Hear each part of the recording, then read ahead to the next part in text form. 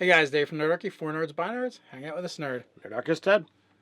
Inevitably, a impromptu D&D session is going to pop up. We're going to give some tips on how to handle that.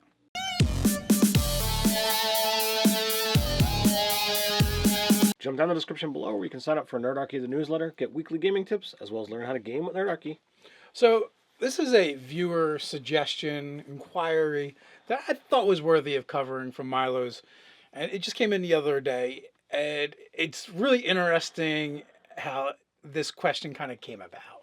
So, essentially, he was playing an online game that didn't have a lot of people going on. Somehow, in the chat of the game, he wound up talking to players, and an impromptu D&D game wound up happening. Erupt it. I find that in and of itself worth sharing. And then, so he didn't have any material prepped. It was just let's play D&D, and things started to unfold. We don't know the specifics of what happened in the game, what level they were playing, but as things started to roll, he realized, I got nothing. What do I do next? So the real gist of his question is about imprompting. How do you improv? How do you become better at it, et cetera, et cetera. And really, the thing about improv, and there's a couple things, right? One is practice. You just need to do it over and over again. And the other thing is having people to bounce things off. It's really hard to improv if the other people that are involved are not contributing. It's also really hard to improv if you aren't allowing other people to contribute and you're not running with what they do.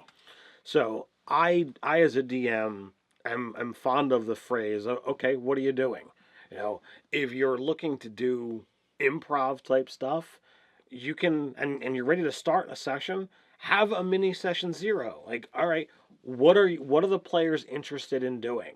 During this, chat, okay, all right, we're going to play D&D. I'm going to run. What kind of game are you looking to have? Do you want a dungeon crawl? Do you want an assassination in the king's court? What kind of thing is going to fuel these players' creativity, imagination, and what are they looking to do tonight? I know players that would leap at the chance to go get into a dungeon crawl so that they can roll dice and kill things, whereas I have other players who always itch at the chance to do more role playing and not touch dice all that often.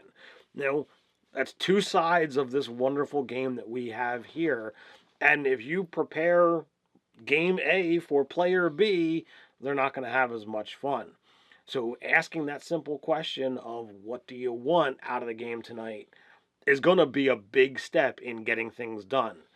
A long time ago, I played my first game of Dungeon World, and the DM is like, okay, what do you want to do? And I'm like, I'm going to play a Dwarven Cleric, and I want to go search for a relic. Well, I wrote the 50% of his story for him with that one sentence. It's going to be a dungeon crawl, looking to go find this holy grail, blah blah blah, and this is what we're going to do. And it was great, had a lot of fun, but I gave him enough information to work with, and we went from there. The biggest thing is just goad your players, right? Goad them into action. What are you doing? What are you doing right now? Where do you want to go? And then give them things to interact with. Well, we're going to need some supplies to go if we're going to go out of town. So here's a juncture where you have the decision of having them interact with the people that they need to get the supplies from, or bypassing it and going out of town, right? Either one is okay. You could maybe go them a little further. What exactly are you looking for? Find out how important they think the shopping trip is to them, right? Maybe that's something they want to focus on, or no, it's just the thing they need to do before they go. So from there, you're just going to pick. Did they go right to the shopping or right out of town? And if they went right to the shopping, and that's something they really want to do, then you just come up with NPCs on the fly. There's a portly gentleman that's balding, but behind the counter, looks kind of bored, chewing on a piece of straw. Or got lazy eyes. Or maybe it's a wacky gnome who doesn't know how to let a conversation go, so he keeps drawing them in, and this is a way for you to get the characters' backstories as with this inquisitive NPC that it's like, well, maybe I'll take the price of this down a little bit if you tell me what your plans are.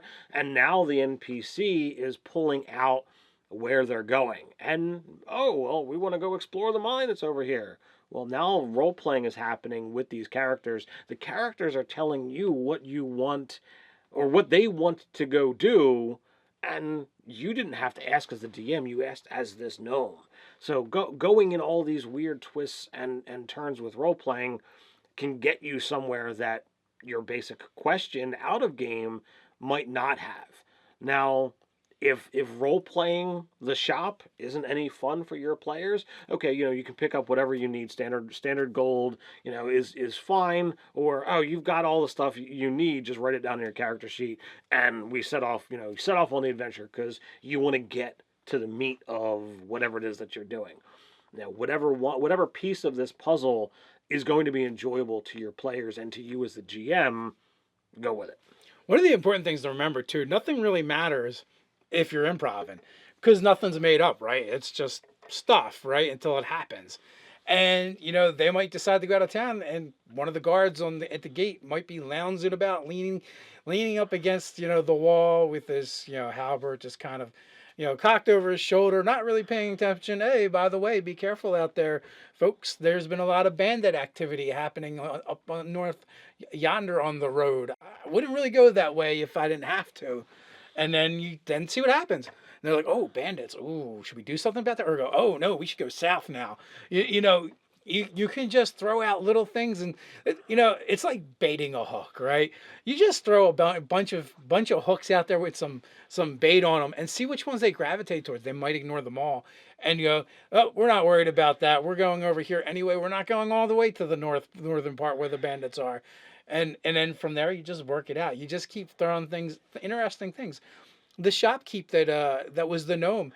Maybe he's also rambly and he won't stop talking, like Ted said, and he can't help but tell his own backstory, right? Of how he came from Tinkerton, the town over yonder that was overrun by horrible monsters, and only a few of the gnomes escaped. All their treasures were left behind. Now, is he a quest giver? Or like, really? Where's Tinkerton? Treasures left behind? Maybe they want to go there now. And then, they might ask, what kind of monsters were there? And now you supply something. Maybe you make it up, and it's something from the monster manual. Maybe you make something up that isn't in the monster manual, and you're going to have to figure out what the stats are before they get to Tinkerton. Or if they're still there. Maybe they're all gone. Maybe they left. They left the place, leveled the place flat and just kept going. Is there any sign of which way they might have went? How long ago did this happen? So, each question you ask has the ability to lead to another question, another thing. But the most important thing that you can do when you're improvising is just listen to your players, figure out what they want to do, where they want to go, and let them do it. And then you can make interesting things happen. And it's always good to maybe have an encounter in your back pocket, just something you want to use in case there's a lull, right? Because encounters eat up a bunch of time, can create tension and action, and it can be combat, but doesn't always have to be. Like you could literally do something like, they're getting ready to leave town, and one of the orphans or street rats or whatever grabs one of their purses and ducks down an alley. Well, now instead of leaving town, now they're doing a chase through the streets trying to get their pouch back. Or maybe they won't care. Be like, you know what? That little urchin probably needs it more than me. I'm not going to worry about it. So you can just keep putting these little forks in the road and just see which way your players go and run with it. Now, there's, you said it's good to have an encounter in your back pocket. And there's a great place to be able to pull these encounters if it's something that, you aren't great at just improving. So Kobold Press has, product Be Prepared and Be Prepared Too, that they're ready-made encounters that you can just pop in. You could literally, grab one, turn to a random page and say, I'm doing this right now. No big deal. I got a book, Demonic Cults and Secret Organizations or something along those lines. I've used that product for inspiration for a handful of different sessions because there's loads of different adventure hooks that are just popped right in there. And then you can bend and twist those things into any wild shape that you want.